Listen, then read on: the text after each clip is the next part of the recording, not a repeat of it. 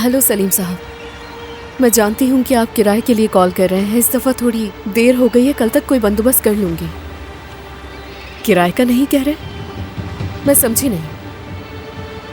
दुकान बेच दी आपने? आप मुझसे पूछे बगैर ऐसा कैसे कर सकते हैं? खैर, अब आगे का क्या?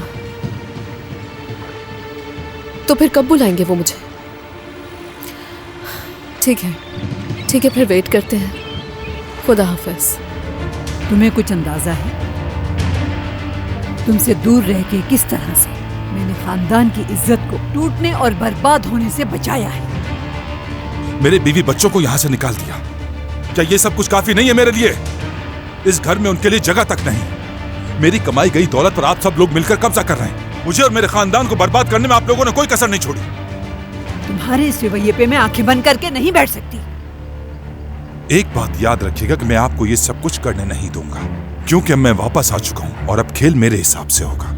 नए उसूल और कवानीन मैं बनाऊंगा। आज के बाद से मैं आपका बेटा नहीं हूं। जो कमाल आपका बेटा था, आपने जीते जी उसे मार दिया।